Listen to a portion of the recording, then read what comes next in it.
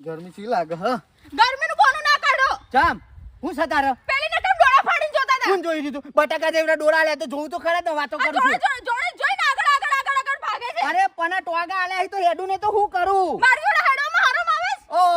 તું તો ચો પેલી ઈના જેવી લાગુ તે તારા જોડે હેડું તમારા કરતા તો રૂપાળી જ છું ઓહો ગધાડાની ઘોડી જેવી દેખાય ને પાછે કે રૂપારી લાગુ છું એક મેલેન લામણોની